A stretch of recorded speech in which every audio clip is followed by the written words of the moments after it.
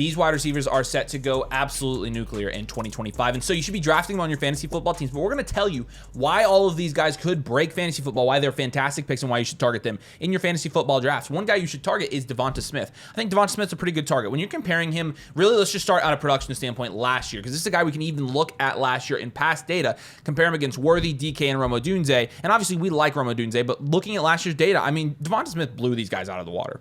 He averaged 15.3 PPR points per game, which again was 15th in the NFL, by the way. So he was 15th. He was a mid-wide, almost high-end wide receiver, too, in points per game last year.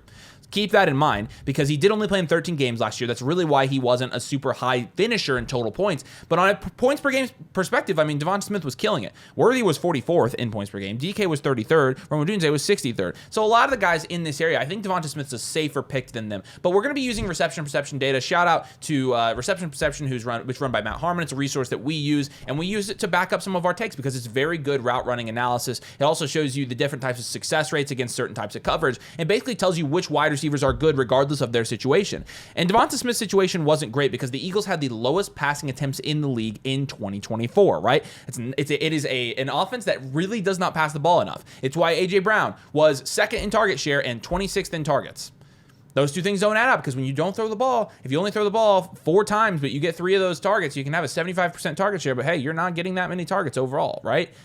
And so, looking at Devonta Smith's reception perception data, again, this is different success rates against certain types of coverage. I mean, 95th, 76th, and 91st percentile. At first glance, off the charts here. This is very, very good. And what this tells me, again, 95th percentile success rate against man, 76th against zone, 91st against press, which for a little guy, by the way, let me just tell you, it's because he's fast. He's a baller. Devonta Smith is undoubtedly one of the best wide receiver 2s in the NFL. In fact, maybe the best wide receiver 2 in the NFL. I mean, he's definitely top 3. And so, with that being said, you're looking at this, and really what you're seeing last year is, again, Devonta Smith averaged 15.3 points per game last year. That was 15th in the league, like I said, in 13 games. 15th in points per game. So if he played a full season, he would have probably been around the wide receiver 15 last year. And obviously you have to account for injury, but Devonta Smith's not a guy who gets perpetually injured. I don't think it's not somebody we're like labeling as a high-risk injury guy. And the Eagles, while they were 3rd lowest in passing yards in 2024, they were actually 12th highest in passing touchdowns last year. And so even though the volume is low and the yardage is low, they are a team that is super efficient with the opportunity that they're giving in the passing game, and they score a ton of touchdowns because it's a high-octane Super Bowl winning offense, right? So if he averaged 15.3 points per game last year, here's the hypothetical situation I want you to kind of imagine here. What if the Eagles throw the ball even a little bit more than they did last year? He's probably going to be this productive, if not more productive this year. And if at the point where he stays healthy, Devonta Smith in the 6th round is one of the best picks in fantasy football this year. He really is. I'm not a guy that's been going in like dying on a hill for Devonta Smith, but actually when you're looking at what he's been able to do over his first 3 or 4 seasons in the NFL, he's pretty much killed it every year on a points per game standpoint. And again, it's not his fault the Eagles didn't throw the ball a lot. The fact he averaged 15.3 points per game last year in that offense that doesn't throw the ball tells me this. If they increase their volume at all, he's going to be a baller this year. He's very consistent. He's super high floor. I think he's a very safe pick as well. And so I think he's a great pick. And again, all of the data that we have on Devonta Smith suggests that he's a premier wide receiver in the NFL and that you should be drafting him on your fantasy football teams. Yeah, so going a little bit higher, again, kind of one of the premier picks that you're going to be taking in the first round of your fantasy draft is Puka Nacua, who, again, I got to address the elephant in the room right out the gate here. Obviously, there's concerns with Matthew Stafford and his back issues as a 55-year-old quarterback in the NFL.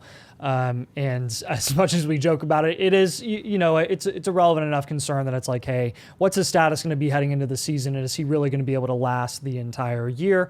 Again, we can be of the opinion that Stafford's going to be fine. There are plenty of reports that have been coming out saying if this were in the regular season and Stafford were having this issue, these issues, it would not be an issue when it came to his actual playing time. He would be playing on Sunday every single week. So sounds like they're really taking it easy. It is kind of annoying, though, when McVay is saying like, oh, he's going to be healthy and ready to go and he's going to start participating in training camp, and then you're expecting to see him there on the field on Monday and he's just in street clothes and not doing anything. So it is a bit of a worry, and that is going to merit like a little bit of a drop in the first round for Puka Nacua, where he's probably going to kind of slip behind Malik Nabers and Amon-Ra St. Brown, where a lot of people were preferring him over those guys.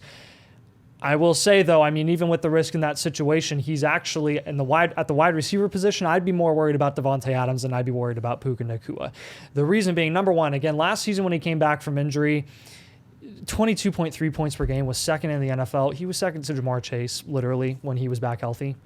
You take out the game where he was kicked out for punching someone in the first quarter, and 22.5 points per game. That is top 3 level wide receiver production. It's ridiculous. Obviously, his reception perception is phenomenal. 85th percentile against man, 91st against zone, 92nd against press coverage. This is a situation where, like, for a guy like Puka Nacua and his skill set, he is very versatile, right? So his yak ability is incredible. He was 12th in yards after the catch last season. In total yak last season among wide receivers, when he played just over half the season, he was top 12 in yak. So you have a full year of Puka Nacua playing in the NFL. He is probably, like, he's first or second there in total yak among wide receivers.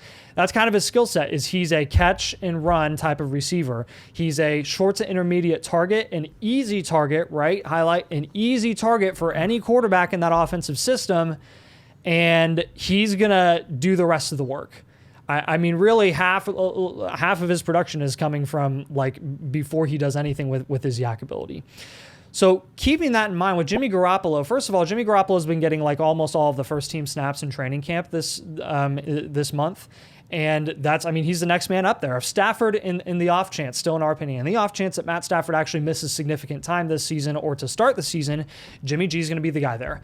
That is not ideal for Davante Adams and the skill set that he provides. He's going to line up on the outside, be kind of your big play guy and your red zone target. Puka Nacua will quite literally be run almost exclusively out of the slot because he's already been doing that quite a bit in that offensive system. That's part of why Cooper Kupp and Puka Nacua together weren't the most complementary assets, is because that's kind of what Cooper Kupp played. And then they tried different things with Kupp and it just wasn't working as much because he lost a step.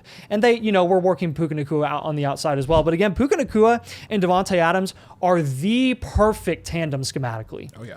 And when you're talking about consistent fantasy football production, you're going to want to favor the guy who's running more out of the slot, your Amon-Ra St. Brown-esque wide receiver that has a ridiculous amount of yak ability in a situation where Jimmy Garoppolo is limited as a quarterback. You get the ball to the slot as Jimmy G before you get the ball to Davante Adams. See the Vegas experiment. We just saw this a couple years ago, guys. So with Puka Nacua, I'm not panicking too much about him this season, and I will say it, like, with as long as he can stay healthy, which again is always going to be a big if for some of these guys, but with Puka Nacua, if you select him there with the 9th overall pick in the first round, I think you have a very good chance at being one of the top teams in your league if you hit at your other picks because of his upside. We have information on all of these players in our algorithm, which you get with our season pass for 2025. It's $34 and it covers you for the entire fantasy football season from now until December. It is the only fantasy football thing that you need to help you win your leagues. We're offering it at a dirt cheap price, and you get all of the draft guides from all the creators on the site, including our algorithm. You get every tool on the site. You get fantasy football rankings. You can get in a league with us. Again, it is the only thing you need for fantasy football, and it's cheaper than everywhere else. And so if you want to check it out, we got the link in the pinned comment. Use code DOMAIN, again, when you sign up to unlock everything, including unlock getting in a league that will draft live on the channel. So you can do, again, flockfantasy.com/domain. I got the link pinned. There is not a better deal in fantasy football, and I'm not kidding. But next guy here. Okay, so I know we've already talked about Calvin Ridley, but actually I found some new data that I want to explore on Calvin Ridley because Nathan's made a lot of this argument already on a video, but I want to kind of do it again because what I didn't realize from the last video, Calvin Ridley had 120 targets in 2024, which is a very high target volume, honestly, for a receiver like Calvin Ridley. Literally caught 64 of them.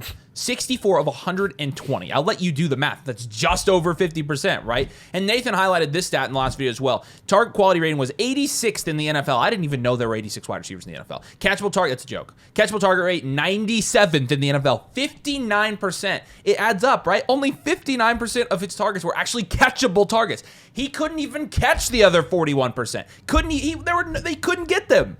That's how bad it was. Think about it. Think about somebody throwing you 10 passes, like, here, catch all 10 of these, and 4 of them are not even close to you. That's what it was for Ridley, and why? It was because the Titans had the 32nd ranked passing offense last year, according to PFF. It shouldn't surprise you. They had the 101 for a reason, because their quarterbacks were absolute dog crap. Bad. And so you know all that. But the catchable target rate is one thing. He's still been getting targets at a high level for a guy who, even though he's on the older side, he did miss some time. He's 30 and a half right now, but he did miss time. He's not really, like, physically a 30 and a half year old, I don't think. And so when you're looking at his RP data, 75th percentile against man coverage, 57th percentile against zone, 85th percentile against press, that is a darn good. For a 30 and a half year old, that is a really good RP profile. The only guy that's at that age group that's really higher is Devontae Adams. Yeah. I mean, Tyreek Hill is well below this now. And so regardless of this, what this tells us is even though the situation was bad, Calvin Ridley he's still that guy. He's still got it. And I think it's going to show this year. Ridley is the next Terry McLaurin. Boom. He is the next Terry McLaurin. Shot called. You heard it here first. Yep. He is. Terry McLaurin, yep. What did he do? He was stuck in a bad situation. He was perpetually getting a good amount of targets. Waited. Was a wide receiver two. And then a rookie quarterback came in.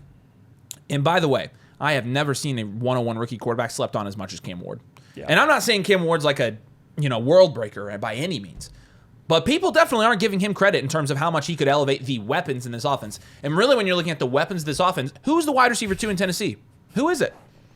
It's actually unknown. I mean, you could look at the depth chart. Yeah, tell me who it's it not is. pretty. Put the depth chart up. You had a couple of rookie guys that were drafted this season, day 3 for the Tennessee Titans. It's literally Elagayo Manor. See, and his profile has so many holes in it. There's right. nobody. Tyler Lockett is there. Tyler Lockett is washed up and old. Jim DK is the other guy there. Restrepo was undrafted. That is the worst wide receiver room in the NFL, hands down. I mean, and he has Chig as his tight end. Like Chig's fine, but he's not great.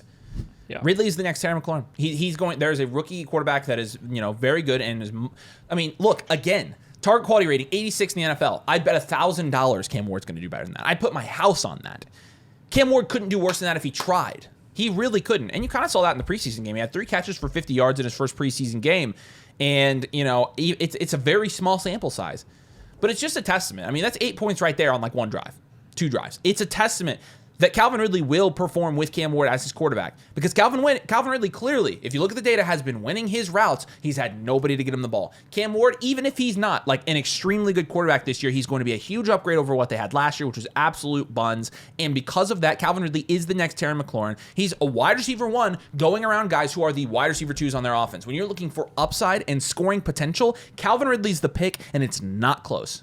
And I've been realizing this. The more I've mocked, the more I get into like the 5th, 6th round, and I'm like, I actually want to take Ridley here. I had to move Ridley up. I've got him, I think, at wide receiver 24 now. And honestly, if you're asking me where do I think Calvin Ridley is going to finish this year, and we don't always rank like this, but I've got Calvin Ridley at wide in that range. I probably would say Calvin Ridley is going to be in the teens in terms of where I think he's going to finish. I really do think he's going to be like, if you told me Calvin Ridley, wide receiver 18, I'd be like, yeah, that's not bad at all. I've got him at 23 right now. I would not be surprised if he finished higher than this guy's. Really would not. And so I think Calvin Ridley is a slam. I think he is a slam dunk pick for 2025. I think you should take him every chance you get. Obviously, don't take him too early, but he's the next Terry McLaurin. You heard it here first. I'm like slightly annoyed with myself that I'm making myself talk about Garrett Wilson, because as much as we can sing his praises and how efficient and solid he is as a route runner and how productive he was last season in a terrible situation, we're not going to get him in the flock league because Bush is going to reach on him. So it's just kind of annoying. But in all seriousness with Garrett Wilson, I cannot reinforce enough how ridiculous it is that he has been able to show any semblance of production whatsoever in his first 3 years in New York, given the situations that he's had to deal with. In 2022 and 2023, guys, I have said this before, I will say it again. Zachary Wilson and Timothy Boyle were throwing the football. That should be illegal. Like, the entire Jets organization, everyone who's running it, like, they should go to jail for that.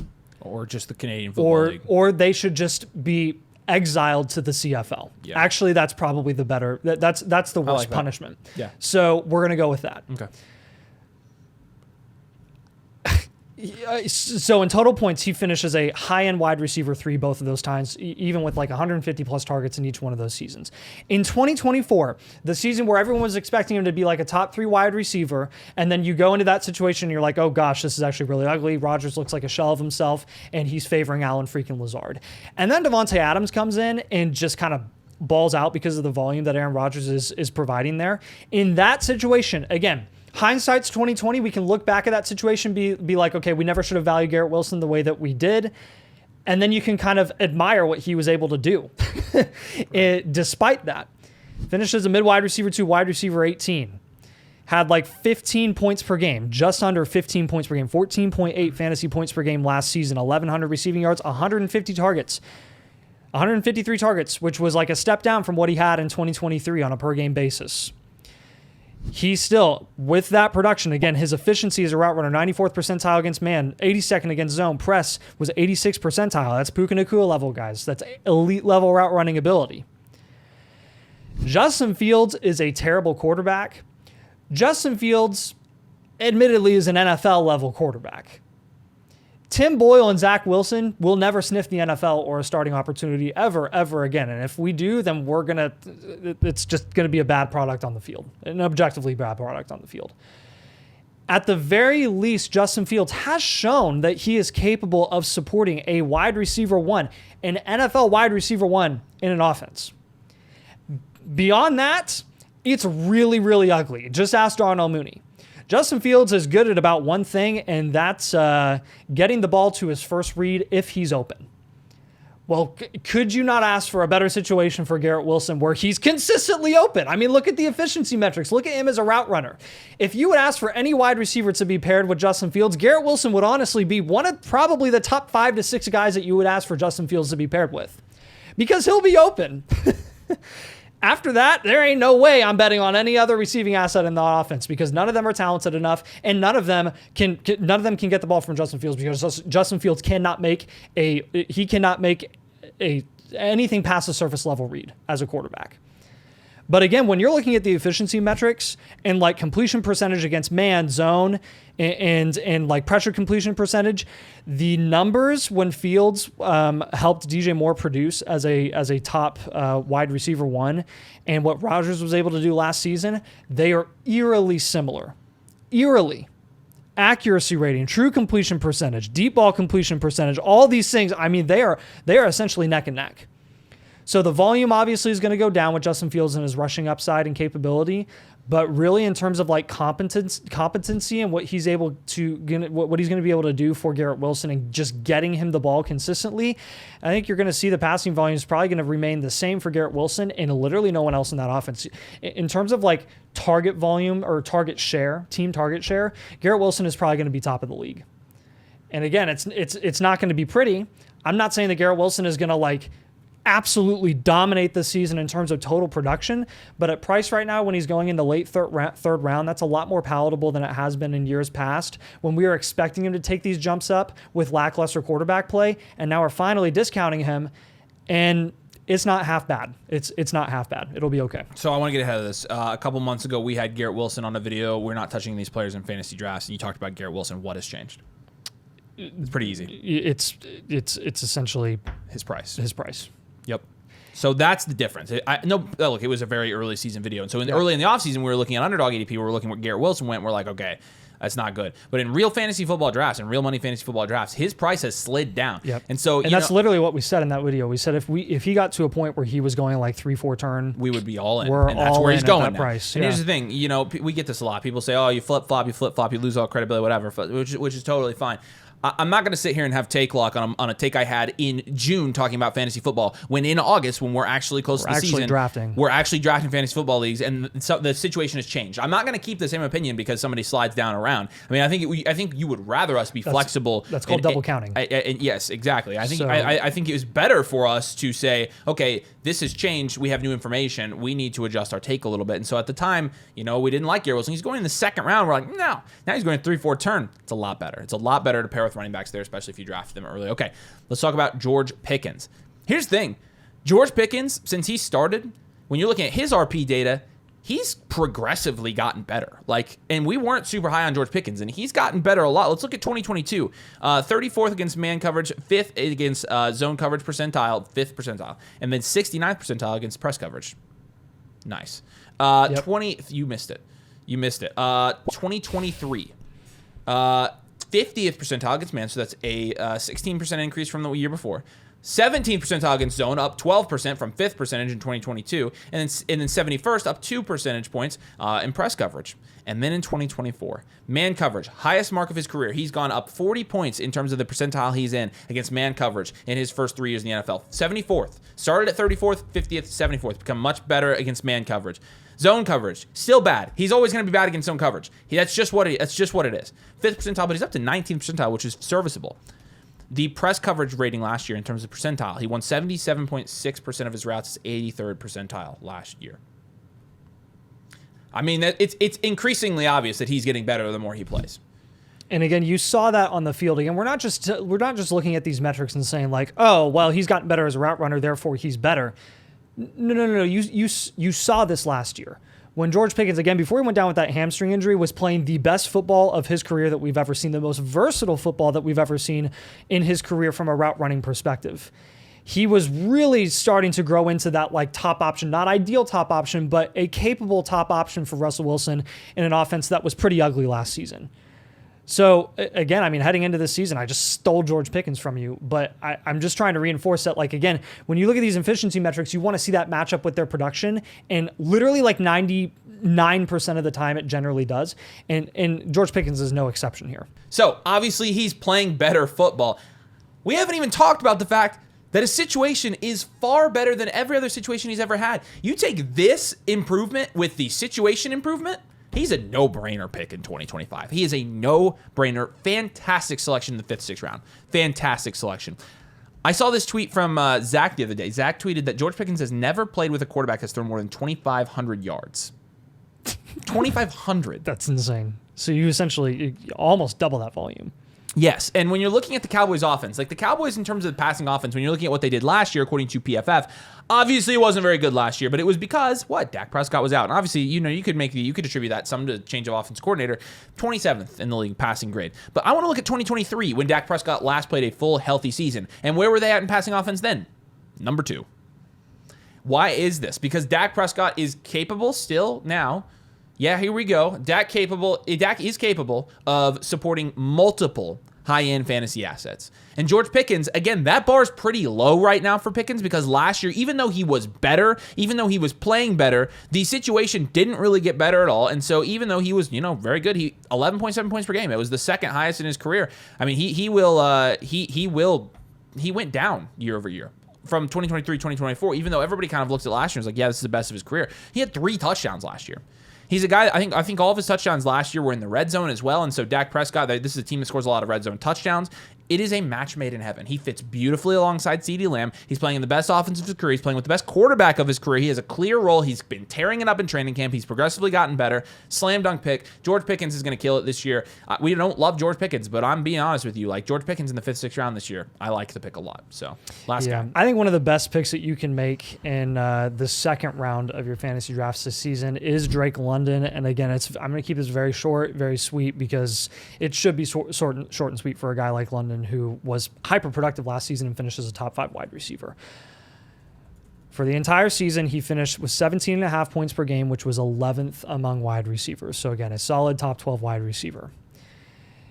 Obviously, the big change that they had at the end of the season was that Michael Penix took over Kirk Cousins' job.